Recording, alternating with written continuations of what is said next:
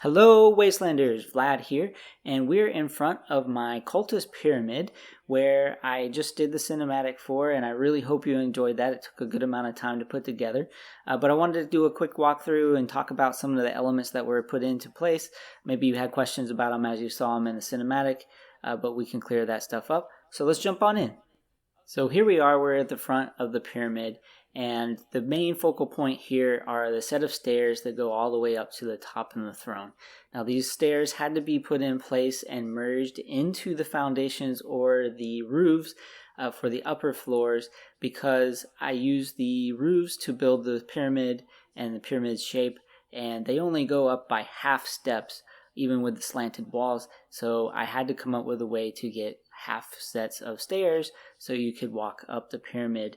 Now obviously you could just run up the sides of the pyramid, but what fun would that be? How would that fit into the theme? Now we've also merged some lighting with the fire pits into these totems as you go up the stairs to kind of create a unique aesthetic. But once you get to the top, I've merged flamethrowers into these skull totems that we got from the Atomic Shop a good while ago. And then underneath the throne is a pressure plate. If I move it out of the way, you can kind of see it here, even though we have to peer through the outline of the throne. And to complete the wiring circuit, there's actually conduit underneath the main platform up top here.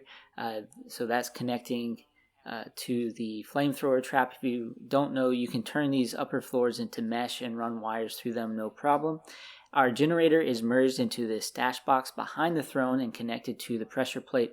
And then there is a set of rugs that is merged below these floors to complete the circuit going down and then back up to the flamethrowers.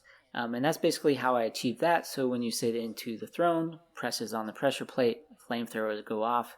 Really cool effect for your throne. Now this stairway that we're standing on is floating. You can see it sitting on a set of roofs. So I had to trick the game into putting that in place with one of the little stair posts under the stair level.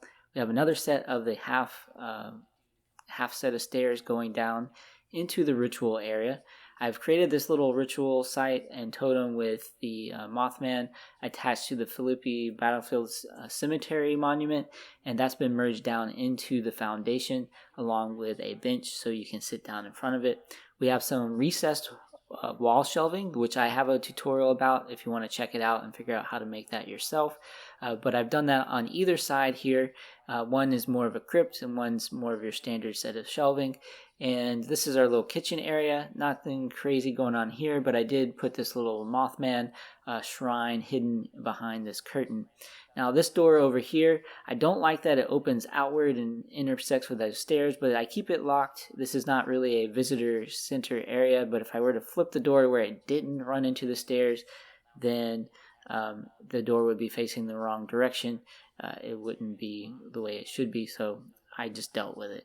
Inside, we have a lot of space going on behind the scenes, but I've maxed out the budget, so we can't place anything else. You can kind of see some of the stairs coming through those roof sets here, so you get an idea of what's going on with them to create the aesthetic we had on the outside. And then we have the back end of one of our recessed wall shelvings over here. I have a few little workbenches hidden so that I can access them if I need them for repairs or ammo. And then I have, if I turn this to a door frame, you can see the little Mothman setup that I have with a wall placed halfway through that foundation. And then over here for the other set of recessed wall shelving, I wanted these hay bales to be the backdrop. So I had to merge two together for the right length, and then I had to balance them on this conduit, which was destroyed with a flamethrower so that the game temporarily thought those hay bales didn't exist. I could put my roofs in place, decorate with my coffin and stuff, and then repair everything at the end. This back end has the smoke machine. But you can see here that my budget is completely shot. I have no more left. The only things stored are a table, a vending machine, and a extra pressure plate, which was used for merging items throughout the build. But I've maximized the budget, and I think I've done a really good job with the space and making it usable and fit the theme. We're right in front of a cultist little pyre out here in the Cranberry Bog, so I thought what better to have the pyramid with the ritual site right in front to complete the whole theme.